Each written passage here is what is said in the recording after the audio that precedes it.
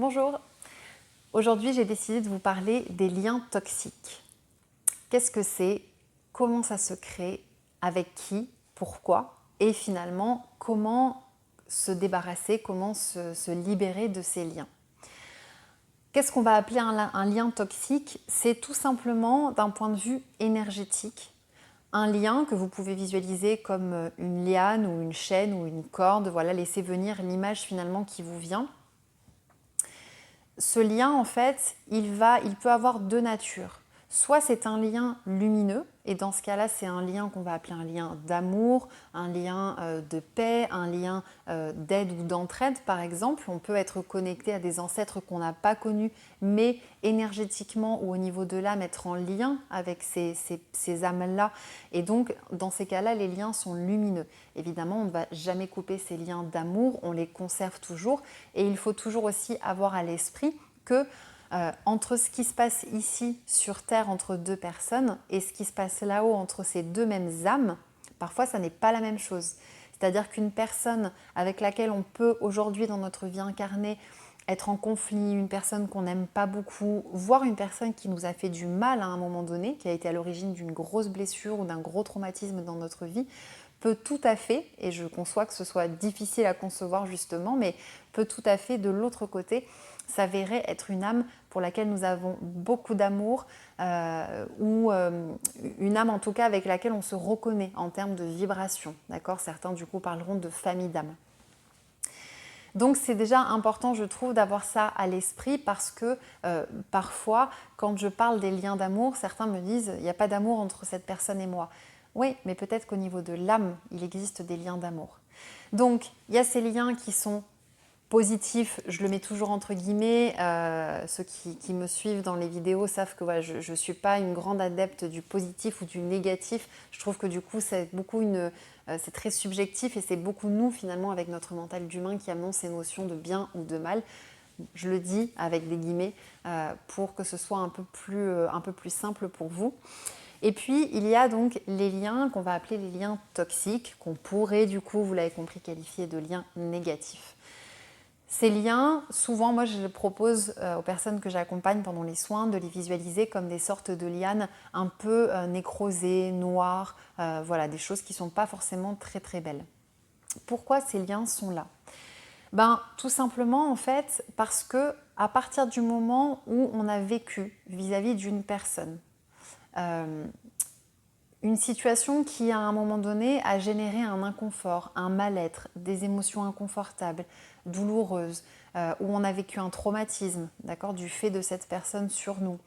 Voilà, en fait, toutes les situations finalement qui n'ont pas été justes pour nous et qui ont généré un inconfort, quel qu'il soit, physiquement, émotionnellement, mentalement, spirituellement, ont très certainement amené et créé énergétiquement des liens toxiques. C'est-à-dire que d'une certaine manière, c'est comme si ce moment qui a été difficile, douloureux dans la relation avec l'autre, avait connecté des liens entre nous et entre soi et l'autre. Donc, à la question de avec qui finalement on peut avoir des liens toxiques, avec, j'ai envie de dire, un peu tout le monde. C'est-à-dire que autant dans le cadre par exemple d'une relation, si peut-être vous avez été en relation avec un homme ou une femme manipulateur, pervers, ou qui a cherché à vous dominer, à avoir une certaine forme d'emprise sur vous, très certainement il y a des liens toxiques à couper avec cette personne. De la même manière qu'avec votre père ou votre mère qui, même s'ils ont été de super parents, présents, aimants, ont certainement à un moment donné réveillé des blessures chez vous.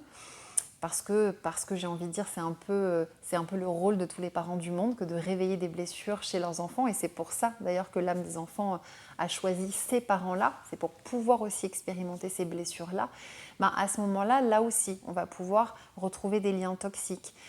Si vous avez été en conflit avec un ex-patron, avec un ou une amie, pareil, où il y a eu à un moment donné un gros clash dans la relation, des choses que vous n'avez pas comprises, des choses malveillantes qui ont pu être dites ou pensées ou faites. Voilà, finalement, toute personne avec laquelle, à un moment donné, vous avez pu être dans quelque chose qui n'était pas juste pour vous, qui a engendré un conflit ou quelque chose d'inconfortable pour vous, il peut y avoir des liens toxiques qui se sont créés. Évidemment, tout ça, c'est sur un plan énergétique. Ces liens ne sont pas visibles à l'œil nu.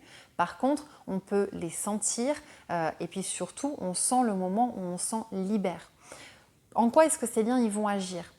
C'est comme si quelque part, et là je vous remettrai le lien de la vidéo sur le recouvrement d'âme. Peut-être certains ont vu cette vidéo dans laquelle j'évoque le fait que quand on a été à un moment donné confronté à quelque chose de douloureux en lien avec une tierce personne, il est possible que l'autre nous ait en quelque sorte volé de l'énergie. Et de la même manière, nous avons forcément aussi volé de l'énergie à certains moments à d'autres personnes. Donc du coup, au niveau des liens toxiques, c'est un petit peu dans le même registre. C'est-à-dire que quand on a vécu quelque chose de douloureux, de compliqué avec une personne et que finalement ça n'a pas été résolu, c'est-à-dire qu'on n'est pas en paix par rapport à cette personne, par rapport à la situation, par rapport à la relation, qu'il y a toujours un petit quelque chose qui reste à l'intérieur. Quand on pense à cette personne, qu'elle soit vivante ou pas, il y a un petit truc dans le ventre ou la gorge qui se serre ou au niveau de la tête des pensées de regret ou de choses comme ça, de colère qui peuvent venir. Vous pouvez être certain qu'il y a encore quelque chose qui quelque part vous unit, puisque la relation ou la personne ou la situation a encore une certaine forme d'emprise sur vous.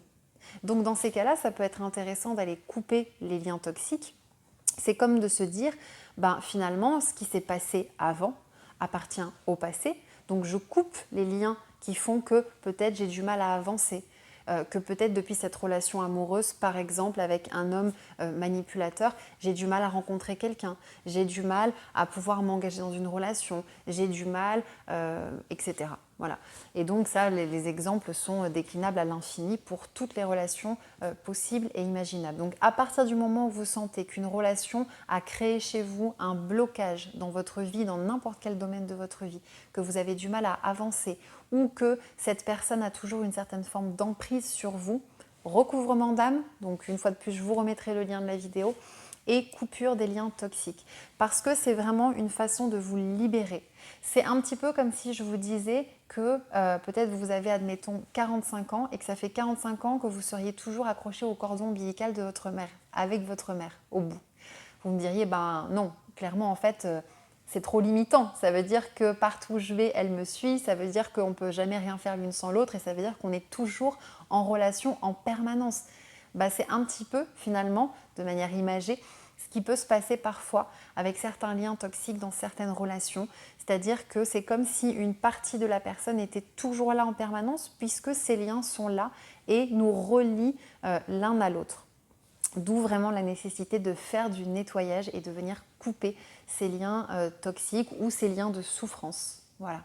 Donc ça, c'est quelque chose que l'on peut faire qu'avec les personnes qui sont vivantes, qui sont décédées, voire même avec des personnes parfois, admettons, de nos lignées familiales qu'on n'a jamais connues. Parce qu'on peut aussi parfois être directement porteur, être héritier de mémoires, de drames qui n'ont pas été résolus avant. Et puis c'est comme si notre âme avait un peu coché la case en se disant « Ok, moi je vais porter cette mémoire-là », sauf qu'elle ne nous appartient pas, donc il y a quelque chose qui n'est pas juste. Et donc du coup, là aussi, on peut s'adresser à un arrière-grand-père, par exemple, pour dire « Ok, ce que tu as vécu, c'est ton histoire. Alors avec amour, mais je te rends ce qui t'appartient et je coupe ces liens-là pour moi me libérer et ne plus avoir à porter ces mémoires-là dans mes cellules. » Comment concrètement on va couper? Alors, il y a plusieurs façons de le faire. Chaque thérapeute aura sa propre méthode, sa propre façon de faire. Personnellement, je le fais par le biais de protocoles de libération, par le biais d'un mantra que j'ai canalisé il y a bientôt 2 ans, qui consiste à vraiment avec le cœur venir donc dire ce mantra, cette phrase, vraiment venir poser l'intention et puis laisser faire le corps. C'est-à-dire que très souvent, je propose aux personnes de visualiser la personne en face d'elle. Il y a plusieurs étapes avant, dont le fait d'aller récupérer l'énergie que cette personne nous a volée. Et au moment de la coupure des liens, je propose à la personne donc de visualiser ce lien, alors parfois qui peut partir du nombril, d'autres fois c'est au niveau du chakra du cœur, parfois c'est au niveau du chakra de la gorge, du chakra sacré. En fait, ça va être très différent d'une personne à l'autre, il n'y a pas vraiment de règles par rapport à ça. Et la personne va visualiser, voire ressentir. Certaines personnes me disent clairement, je sens comme quelque chose en fait qui, au niveau du cœur, me bloque ou me tire et me relie à l'autre. Donc on va répéter le mantra autant de fois que nécessaire et on va laisser faire le corps.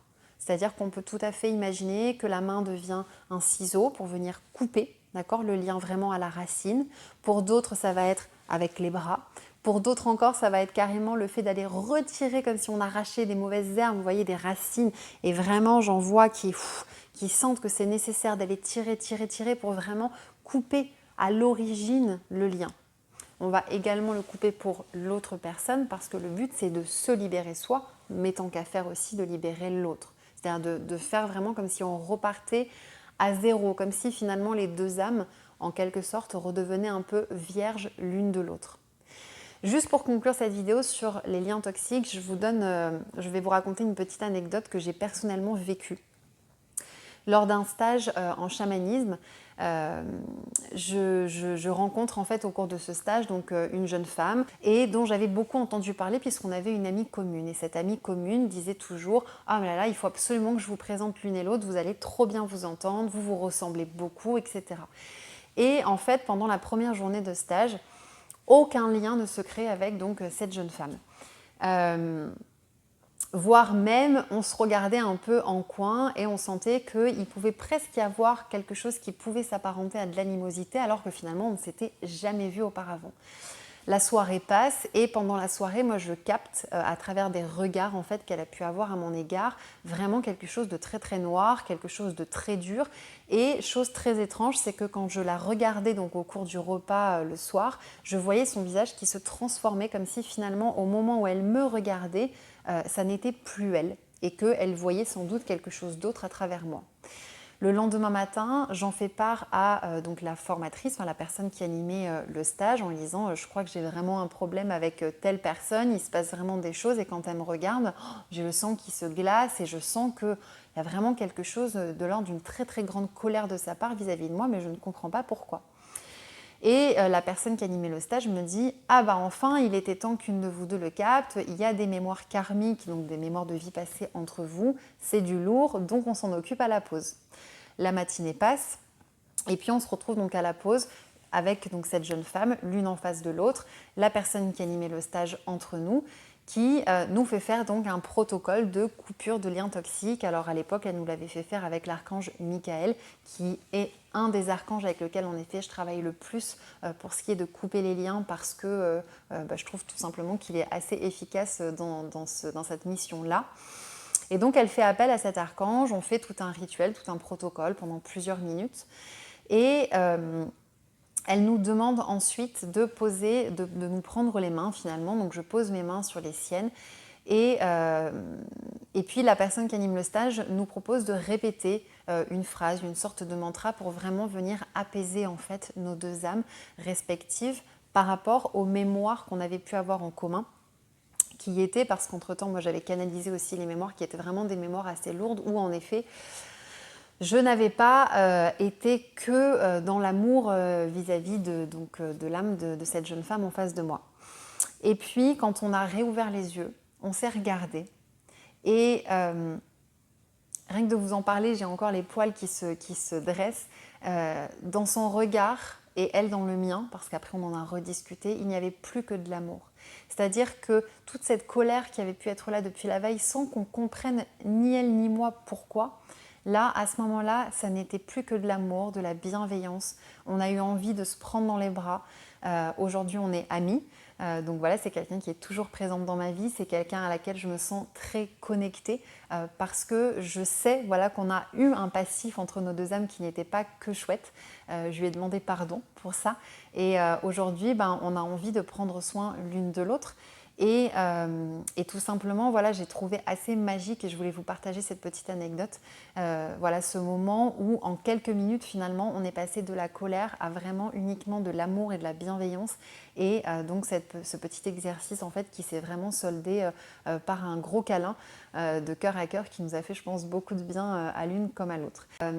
Vous pouvez aussi le faire vous-même de manière autonome. Je pense que sur internet vous pouvez trouver assez facilement des mantras ou des protocoles. Allez vers celui qui vous parle le mieux.